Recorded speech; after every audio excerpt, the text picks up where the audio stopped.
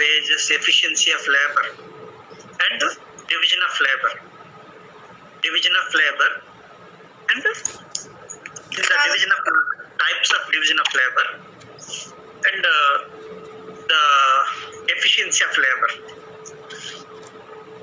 Now I sent a small thing that is it is a must question. The question is the material is like this: anti-monopoly legislation. So I am telling you that monopoly or oligopoly are not good to the people, good to the customers, because they try to exploit the customers. Just I am going back, please. I am just going back. I am going to the fourth unit, where we are unable to discuss the economic concentration, or in other words, the evils of monopoly or oligopoly. Say, I sent you the material like this: anti-monopoly legislation, and some 8 points are there.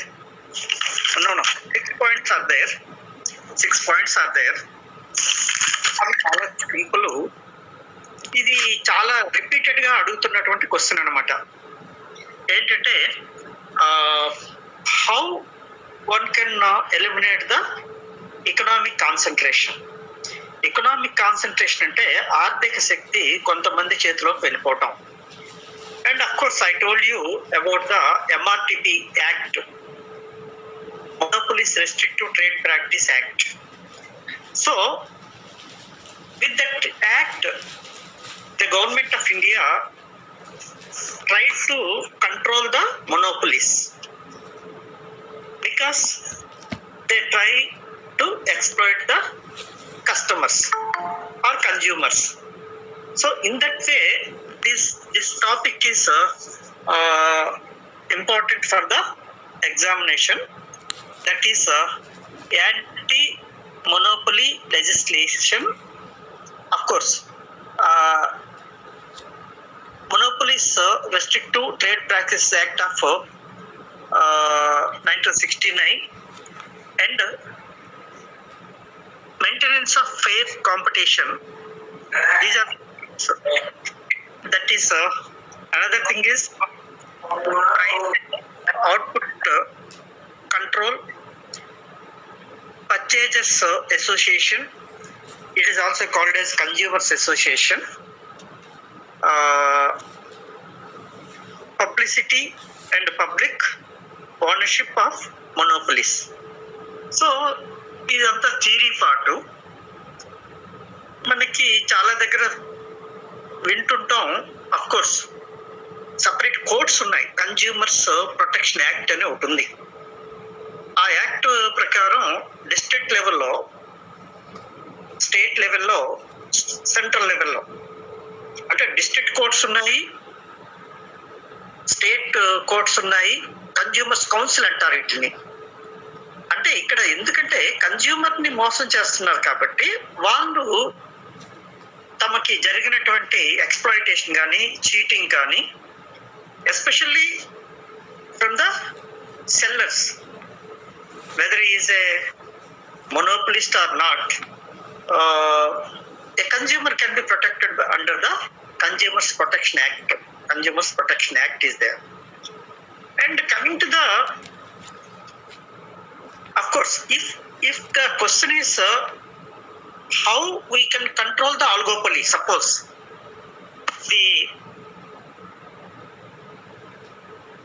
but the question in the examination asked as oligopoly, same, because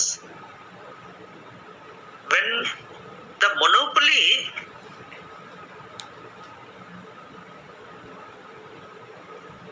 little bit of sellers increase, naturally it will become oligopoly, and the same answer will apply to the oligopoly or monopoly as far as theory to control the economic concentration or exploitation of the consumers. అంటే వినియోగదారుల్ని ఏ విధంగా మోసం చేస్తుంటారు, అలా మోసాలు జరగకుండా ఉండాలంటే ప్రభుత్వం తీసుకున్న లేదా steps by the local authorities or the government or even by the customers. మనం కూడా ఒక సంఘంగా, ఒక అసోసియేషన్గా consumers forum, FOREM, consumers forums are there. District consumers forum, state consumers forum, and of course central consumers forum. Same మన కోర్టులు ఏదో జిల్లా కోర్టులు, హైకోర్టు, సుప్రీం కోర్టులు ఎలా ఉంటాయో అలాగే మొనోపొలీస్ లో కానీ ఆలిగోపొలీ కానీ ఎక్కడైనా వినియోగదారుని మోసం చేస్తున్నారు అని గనక తెలిసినట్లయితే we can directly report the same to the consumers forum, FOREM forum. అక్కడ కన్స్యూమర్ కోడ్స్ ఉంటాయి, అందులో రిపోర్ట్ చేయొచ్చు. సో ఈ విధంగా చట్టరీత్యా as per the law also we can take some measures.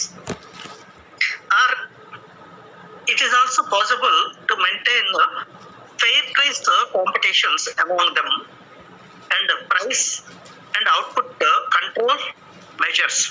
The government can intervene. ఇప్పుడు ప్రస్తుతం మన దేశంలో అదే జరుగుతుంది. ఏంటంటే ఈ కోవిడ్ వ్యాక్సిన్ ఏదో గవర్నమెంట్ వాళ్ళు అయితే ఫ్రీగా ఇస్తున్నారు, ఏదో ప్రైవేట్ హాస్పిటల్ అయితే డబ్బులు తీసుకుంటున్నారు, లేదా గవర్నమెంట్ కూడా ఏదో డబ్బులు తీసుకోవచ్చు. కానీ గవర్నమెంట్ తీసుకున్న దానికి ప్రైవేట్ వాడికి తేడా వచ్చింది. నిజానికి అది అమ్మేది మొనోపొలీ. మరి ప్రజలందరికీ ఆ వ్యాక్సిన్ కావాలనుకుంటే కొంతమంది అయితే ఎక్కువ డబ్బులు చెల్లిస్తున్నారు, కొంతమంది తక్కువ డబ్బులు చెల్లిస్తున్నారు, అసలు కొంతమంది డబ్బులే చెల్లించట్లేదు. So there is a lot of confusion because monopoly is there. అక్కడ మొనోపొలిస్ట్ ఎక్స్ప్లాయిట్ చేయడానికి ట్రై చేస్తున్నాడు అనమాట. Then the government will come and intervene. అంటే గవర్నమెంటే వచ్చి ఇలా వాటి ప్రైసెస్ ని డిసైడ్ చేయొచ్చు అనమాట. Same with of course we don't go much with of course మన ఎగ్జామ్ రాసేటప్పుడు ఈ ఎగ్జాంపుల్స్ బాగుంటాయి, ఎందుకంటే they are the right examples, they are the live examples. అంటే మన కళ్ళ ముందు కట్టినటువంటి ఉదాహరణలు అనమాట. అది సంథింగ్ లైక్ వ్యాక్సిన్ రెడిమిఫై ఏదో ఉంది ఒకటి, చెత్త అసలు యూరోప్ లో కానీ అమెరికాలో కానీ మొత్తం ఆ వ్యాక్సిన్ ని బ్యాన్ చేశారు. అది వాడకూడదు అనమాట, ఆ దేశంలో ఆ వ్యాక్సిన్ వాడకూడదు. కానీ దౌర్భాగ్యం మన దేశంలో ఆ వ్యాక్సిన్ విపరీతమైన డిమాండ్. అది ఫర్ యువర్ ఇన్ఫర్మేషన్ ఒక్కొక్కటి 10,000, 20,000, 30,000 వాళ్ళు ఇష్టం వచ్చినట్టుగా అమ్మేస్తున్నారు అనమాట.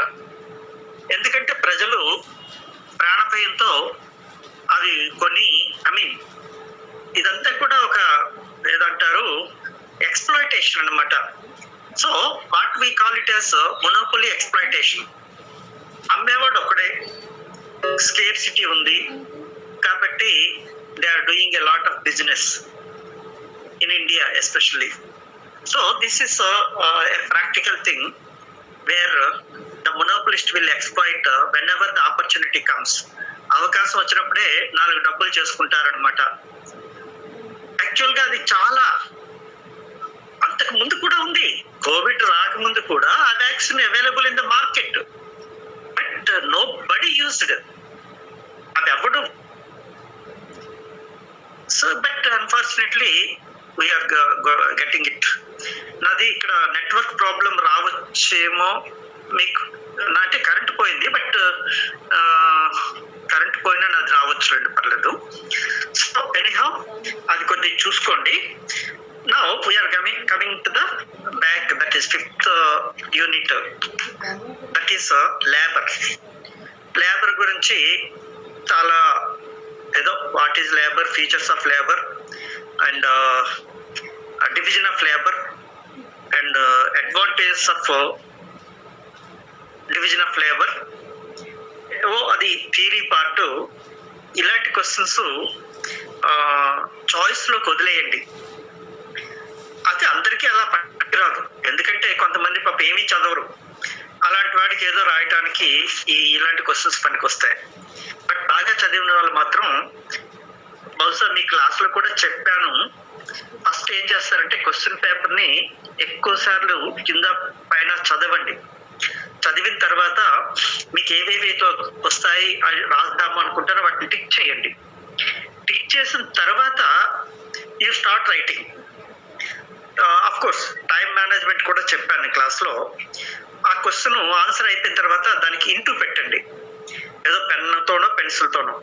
ఎందుకంటే చాయిస్లో ఒక్కోసారి అనుకోకుండా ఎక్కువ రాసేయవచ్చు, లేదా తక్కువ రాయొచ్చు, ఇంకో దాంట్లో ఎక్కువ. సో ఇలాంటివన్నీ కూడా ప్రాబ్లమ్స్ 3 hours లో వస్తాయి. కాబట్టి మీరు ముందు సెలెక్ట్ చేసుకునేటప్పుడు వీలైనంత మేరకు you try for diagrammatic representation questions, అంటే డయాగ్రామ్ వేసి నీట్ గా రాయగలిగేటటువంటి ప్రశ్నలు అటెంప్ట్ చేయండి.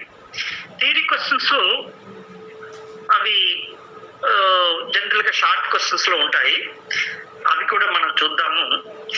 ఈ లోపు నేను ఎందుకో మీ దగ్గర, మన దగ్గర ఉన్నవన్నీ కూడా చాలా ఓల్డ్ మోడల్ క్వశ్చన్స్.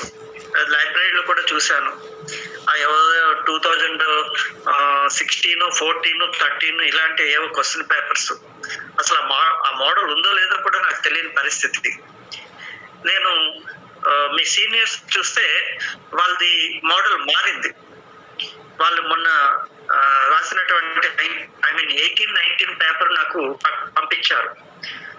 నా దగ్గర ఉన్నప్పటికీ దానికి తేడా వచ్చేసింది. సో ఇలాంటివేవో చిన్న చిన్న ప్రాబ్లమ్స్ ఉన్నాయి. కాబట్టి మీరు ఎవరైనా మీ దగ్గర ఎవరైనా లేట్ పేపర్స్ నాకు పంపించినట్లయితే డెఫినెట్ గా నేను ఒక 2 పేపర్స్ కాస్త మంచి ఇంపార్టెంట్ క్వశ్చన్స్ మీకు పంపిస్తాను. అవి జాగ్రత్తగా చదవండి. అలాగనే అవి డిస్కస్ కూడా చేస్తాను. ఒకవేళ మీకు ఎక్కడైనా ప్రాబ్లం అర్థం కాకపోతే, ప్రాబ్లం ఉంటే I will discuss them also. So మీరు నెట్ లో ఉన్నాయో లేదో నాకు తెలియదు, నెట్ లో డౌన్ అవి కూడా ఎప్పుడో ఉన్నాయి. I do not have. ఏయులో ఇచ్చారు క్వశ్చన్ పేపర్స్ అవేనా? ఏయులో అది లేటెస్ట్ ఇచ్చారా? ఎస్ సార్, 2015 నుంచి అన్ని ఇచ్చారు. 18-19 ఇచ్చారా? ఇచ్చారు సార్. ఆ 2 నాకు పెట్టండి దయచేసి. సరే సార్. సో దట్ నాకు ఒక ఐడియా వస్తుంది. నా దగ్గర ఉన్నవన్నీ అప్పుడు మీకు కొత్తగా క్లాసెస్ స్టార్ట్ చేసేటప్పుడు లైబ్రరీకి వెళ్ళి నోట్ చేసుకుంటే 2013, 14 ఇవి వస్తున్నాయి. అప్పటికి మోడల్ కి ఇప్పటికి ఏదో మారినట్టు ఉంది. అప్పుడు ఏబిసి ఏదో ఉన్నట్టుంది, ఇప్పుడు ఏబిఏ ఉన్నట్టుంది. నాకు ఐడియా లేదు కరెక్ట్ గా. అప్పుడేమో ఏదో 9, 12 ఏదో మార్క్స్ ఉన్నట్టున్నాయి, ఇప్పుడు ఏదో 15 మార్క్స్ ఏదో వచ్చినట్టున్నాయి. ఇలా ఏదో ఉంది, something some change is there. So please send the question paper and definitely I will go through it. Coming to the మనం we will close the what you call the Unit 5, that is labour and wages. Of course sorry, wages అనేది చెప్పలేదు పూర్తిగా, అసలు touch చేయలేదు. Veg అంటే మనకు తెలుసు, wages are suppose ఏదైనా జనరల్ క్వశ్చన్, చిన్న షార్ట్ క్వశ్చన్ కనుక వచ్చింది అనుకుందాం. Wage means in economics the reward, REWARD, reward paid for the labor, or the price paid for the labor, for departing his labor, because labor is inseparable from the laborer. అంటే శ్రామికుడి నుంచి శ్రమని విడదీయలేము. అయితే ఆడు శ్రమను అందిస్తాడు, అలా శ్రమను అందించినందుకు ఆ శ్రమకు చెల్లించే ప్రతిఫలాన్నే వేజ్ లేదా వేతనం అని అంటారు. Generally wages will be paid in the form of money,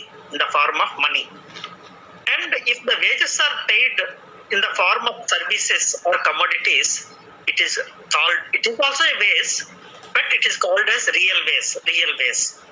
So that is the meaning of wage. In the present scenario, wages may be a daily wage or weekly wage or monthly wage.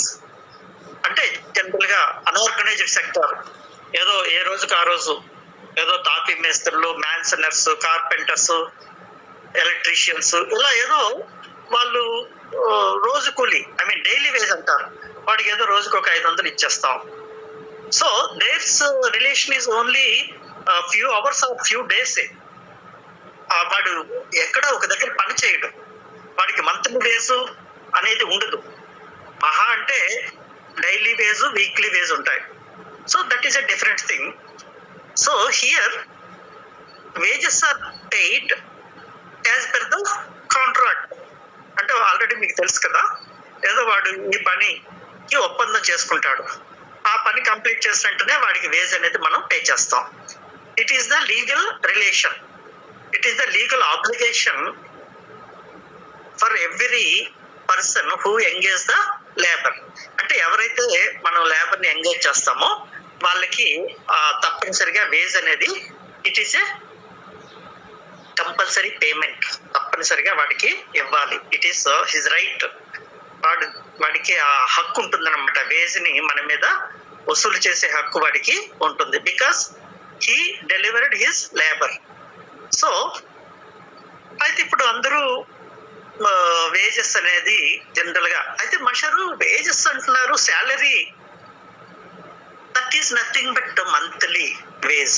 That is అంటే economics లో salary అనే పదం లేదు. Economics లో చెప్పాను కదా, president of India దగ్గర నుంచి ఆటో రిక్షా డ్రైవర్ వరకు అందరూ లేబరే ఎకనామిక్స్ లో.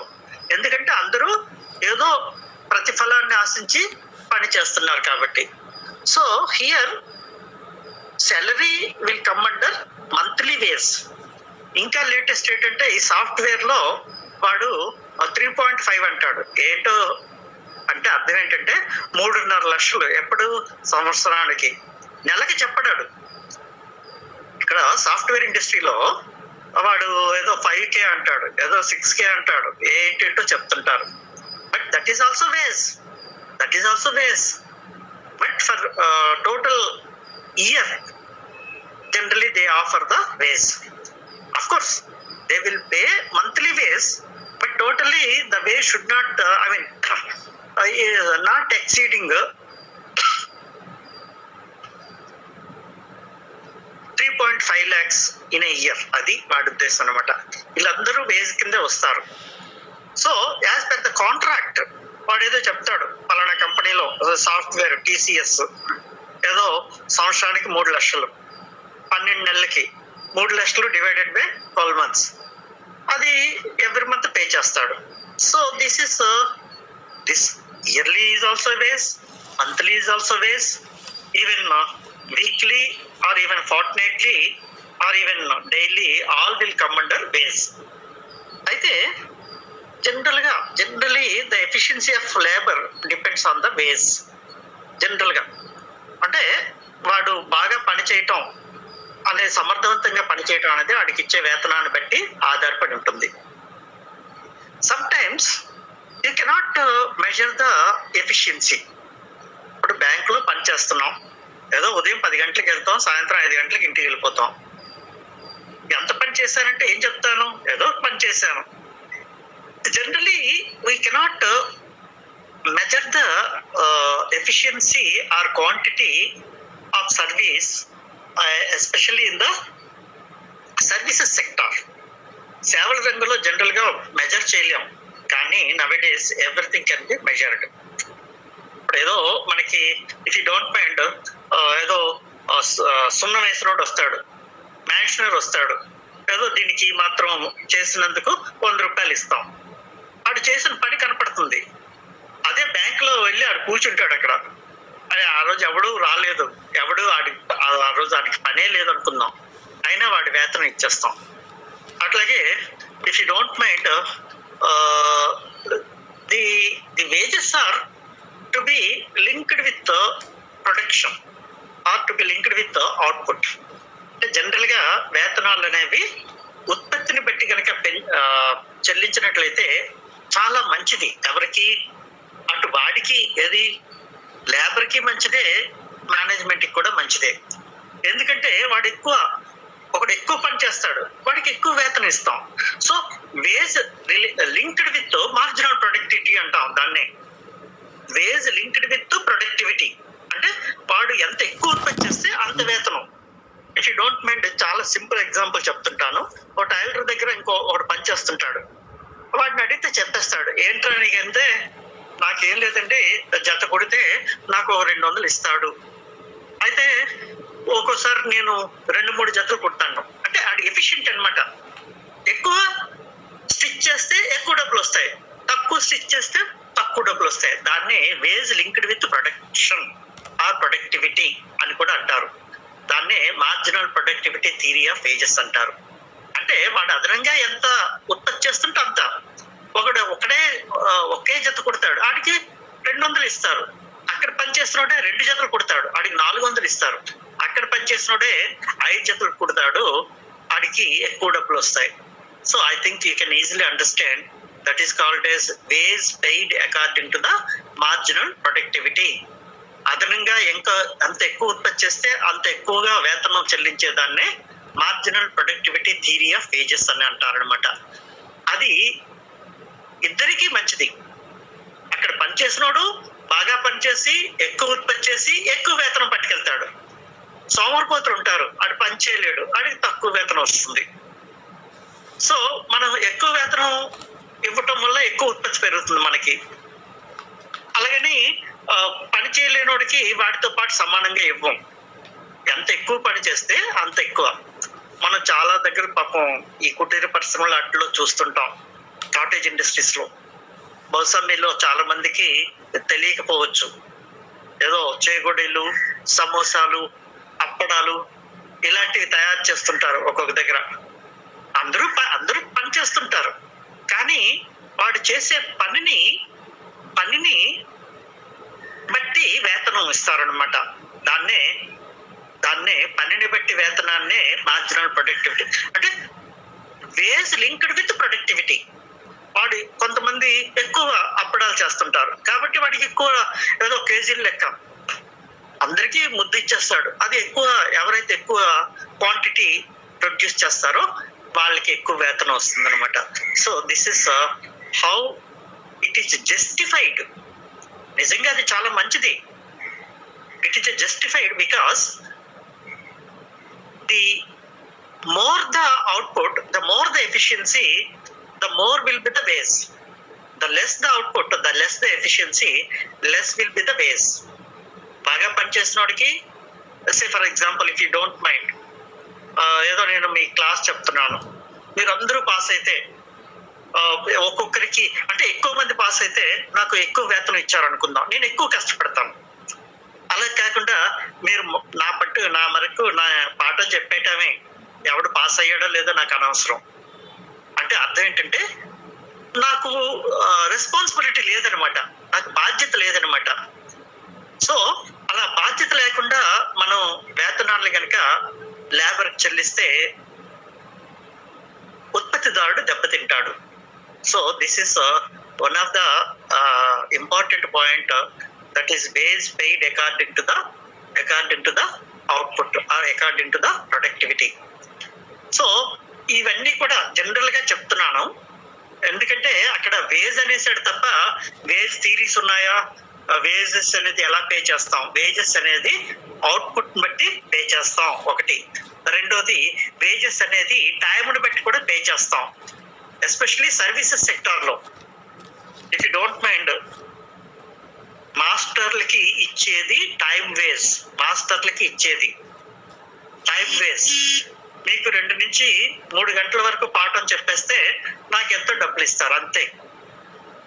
దానివల్ల మీరు పాస్ అయ్యారా పోయారా నాకు అనవసరం. నేను ఆ గంట సేపు మీతో స్పెండ్ చేసినందుకు నా డబ్బులు నాకు వచ్చేస్తాయి. That is called as time waste.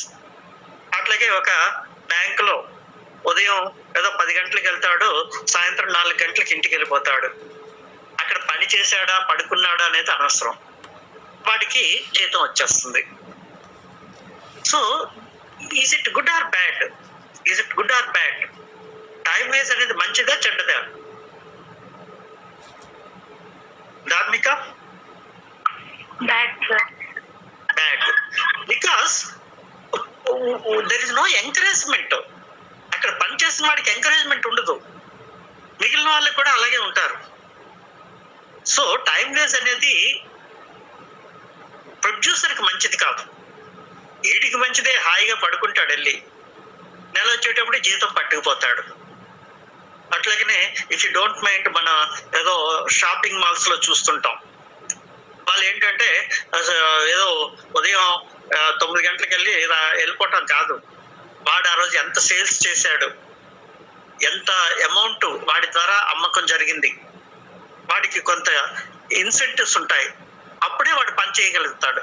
అలా కాకుండా నువ్వు 9 గంటలకు వచ్చి రాత్రి 9 గంటలకు వెళ్ళిపో అంటే ఇంకా అవుట్ అన్నమాట.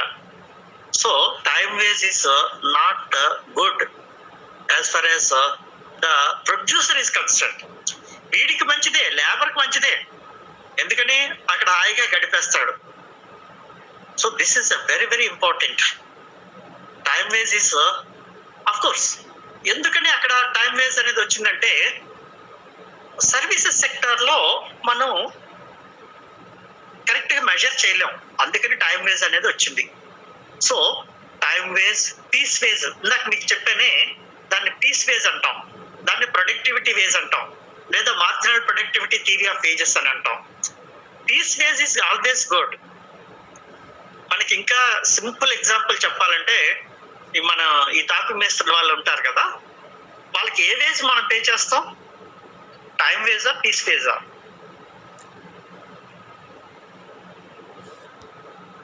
కార్పెంటర్స్ కి, ఈ పెయింటర్స్ కి టైం వేజా, పీస్ వేజా, ఏది మంచిది మనకి?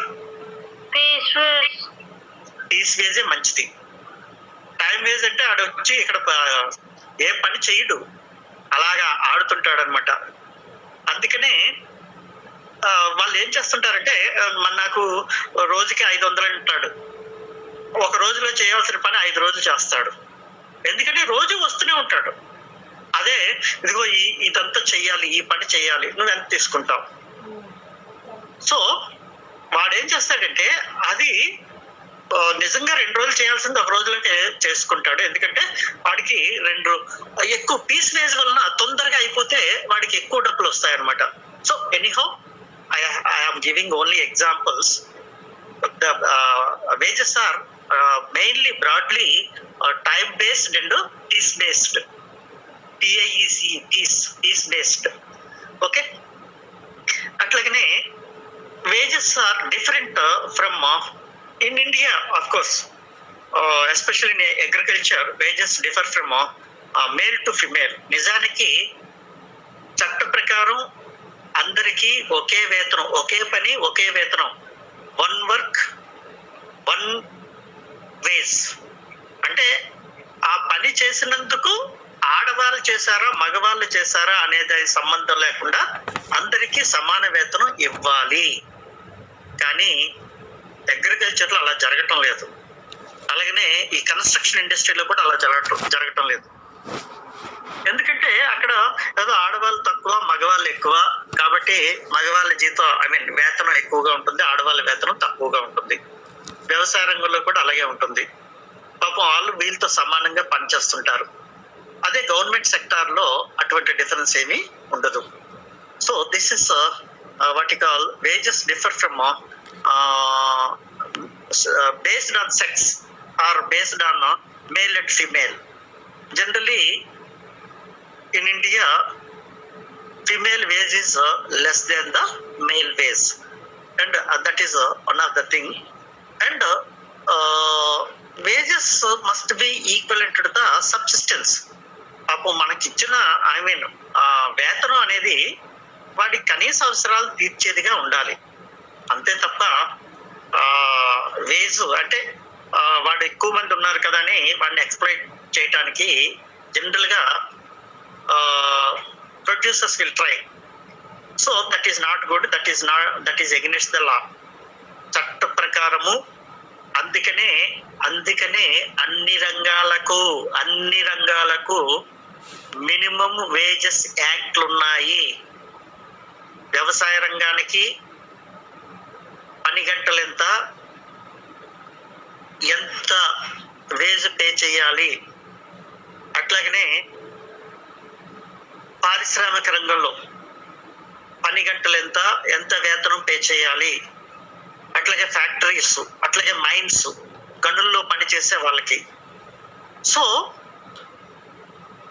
For all the labour who are working in various sectors,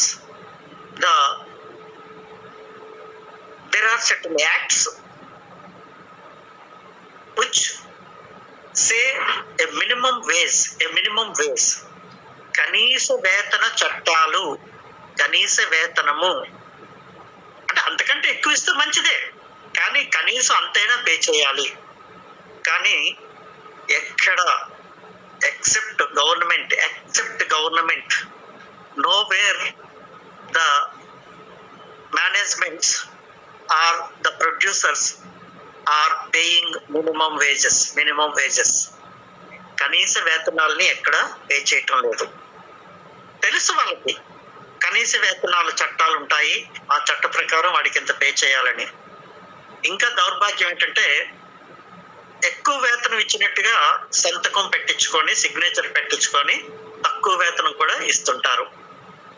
so this is something against the law, totally against the law. So whether it is a service sector or manufacturing sector, wage must be paid according to the minimum wages act of that particular sector. ఆయా రంగాల్లో కనీస వేతనం ఎంత pay చేయాలో అంత చట్టరీత్యా చెల్లించాల్సినటువంటి బాధ్యత వాళ్ళ మీద ఉంటుంది. కానీ ఎందుకు అలా పే చేయట్లేదు? చాలా దగ్గర అలా పే చేయట్లేదు. కారణం ఏంటి?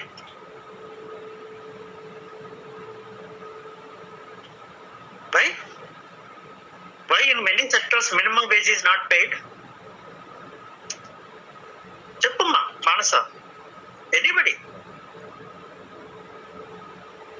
They did not ask collectively, sir. They cannot ask collectively. Very good. Inka? Correct గా అడిగితే అక్కడ తీసేస్తాడు అని కరెక్ట్ గా అడగట్లేదు సార్. ఎందుకు తీసేస్తాడు? Not cutting correct illiterate workers, supply of labor is more than the demand. అది మెయిన్. మనకి పని దొరకటం లేదు, ఇప్పటికే నిరుద్యోగులు ఎక్కువ మంది ఉన్నారు. కనీస వేతనం రోజుకి ఏదో 600 రూపాయలు, నాకు 300కి ఇస్తే పని చేసేస్తాను. ఎందుకంటే నాకు లేదు, ఎప్పుడు ఇవ్వటం లేదు పని. అంటే సప్లై ఎక్కువ ఉంది, లేబర్ సప్లై ఎక్కువ ఉంది. Supply of labour is more, ఎందుకంటే జనాభా ఎక్కువ, యువత ఎక్కువ, నిరుద్యోగం ఎక్కువ. కాబట్టి ఎంతో కొంతకి నేను I want to supply my labour, I want to cell my labour. ఇది భారతదేశంలో జరుగుతున్నటువంటి exploitation. It is an exploitation because the supply of labour is greater than the demand for labour. నువ్వు కాకపోతే ఇంకోటి వస్తాడు. మీకు ఆల్రెడీ మొన్న ఎగ్జాంపుల్ చెప్పాను. ముఖ్యంగా విశాఖపట్నంలో కొన్ని సెంటర్స్ లో ఉదయం 7 నుంచి 10-11 గంటల వరకు ఓ లేబర్ ఒక్కొక్క దగ్గర అలా ఉంటారు, కొన్ని వందల మంది ఉంటారు. So the supply is very high. అక్కడ ఏదో లేబర్ ని తీసుకెళ్ళటానికి ఓ 10 మందే వస్తారు. So the supply of labour is very high than the demand. అప్పుడు ఈడేంటి ఎక్స్ప్లాయిట్ చేస్తాడు. వీళ్ళకి మామూలుగా ఏదో 500 కనీస వేతనం అనుకుందాం, సపోజ్ 200కి వస్తే రండి, లేకుంటే పొండి అని వెళ్ళిపోతాడు. చచ్చినట్టుగా వీళ్ళు 200కి వెళ్తారు. ఎందుకంటే the supply is more than the demand for labour in majority of the sectors. అన్నిట్లో అలాగే ఉంది పరిస్థితి. వ్యవసాయ రంగంలో కానీ, పారిశ్రామిక రంగంలో కానీ, సేవల రంగంలో కానీ పనులు లేవు. పని చేద్దామంటే మనుషులు ఉన్నారు కానీ ఆ మనుషులకి పని చెప్పే వాళ్ళు లేరు. అంటే సప్లై ఎక్కువ ఉంది, డిమాండ్ తక్కువ ఉంది. సేమ్ మన డిమాండ్ సప్లై థియరీ అనమ్మా. మనం డిమాండ్ సప్లై థియరీ ఎలా చెప్పుకున్నామో సేమ్ థియరీ. కాకపోతే అక్కడ వస్తువుని అంటాము, ఇక్కడ మనిషి అమ్ముడుపోడు, మనిషి యొక్క శ్రమ అమ్ముడుపోతుంది. మనిషి యొక్క శ్రమ ఎక్కువగా, శ్రమను అందించే వాళ్ళు ఎక్కువ మంది అయిపోయారు, కొనే వాళ్ళు తక్కువ మంది అయిపోయారు. కాబట్టి శ్రామికులకి సరైన వేతనాలు, కనీస వేతనాలు లభించడం లేదు. So these are the some of the important points. Wages గురించి జనరల్ గా రాసేటప్పుడు అంటే తప్పదు అనుకున్నప్పుడు మాత్రమే ఫిఫ్త్ అండ్ సిక్స్త్ యూనిట్ లో క్వశ్చన్ అటెంప్ట్ చేయండి, లేదంటే చాయిస్ లో వదిలిపెట్టేసేయండి. 5th లో క్వశ్చన్ కంటే 6th లో మంచి క్వశ్చన్ ఉంది, అది కంపల్సరీ క్వశ్చన్. విపరీతంగా అంటే అది ప్రతి పబ్లిక్ ఎగ్జామ్ లో అడిగాడు. క్యాపిటల్ మార్కెట్ అని ఏదో అడిగాడు. Money market, capital market, capital and money market గురించి అడిగాడు. అది కొద్దిగా సైడ్ ఎడింగ్స్ ఉంటాయి. అది ఇంకా బెటర్ దీని మీద, ఈ వాటి call the labour and wages మీద అది కొంత బెటర్ చాప్టర్. సో ఎనీహౌ మనకి సిలబస్ లో ఉంది కాబట్టి చెప్పుకోవాలి. మనం మీకు మరీ చెప్తున్నాను, థియరీ క్వశ్చన్స్ రాసిన వాళ్ళు ఏదో ఒక పేరాలుగా కాకుండా పాయింట్స్ వైజ్ గా రాయాలి. ప్రతి దగ్గర నెంబర్ వేయాలి. నెంబర్ 1, 2, 3, 4, 5 అక్కడ వీలుంటే చిన్న అండర్లైన్ చేయాలి, సైడ్ హెడ్డింగ్ ఉన్నా లేకపోయినా. ఇవన్నీ కూడా techniques for getting good marks. Definite గా నాకు నమ్మకం ఏంటంటే క్లాస్ విన్న వాళ్ళు ఎవరు కూడా ఎగ్జామ్ ఫెయిల్ అవ్వరు, ఎట్టి పరిస్థితుల్లో ఫెయిల్ అవ్వరు. అట్లీస్ట్ కొంత రాయగలుగుతారు, సొంతంగానైనా కొంత రాయగలుగుతారు. అట్లాగే డయాగ్రామ్స్ ప్రాక్టీస్ చేస్తే ఇంకా బాగుంటుంది. But one thing I want to share with you, generalize చేయకండి. Labour means labour is labour means workers means rickshaw pullers, ఇలాంటి చెత్త భాషలు ఏవి కూడా రాయకండి. Okay, labour means what is labour? What is the meaning of labour in economics? చెప్పండి.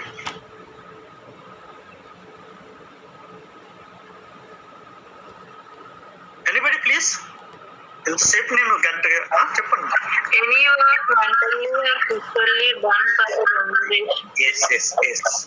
Any work done for the remuneration. Any work done for remuneration is called as labor in economics. Who will supply the labor? Who will supply the labor? Cheppumma. Laborer. Very good. Laborer will supply the labor.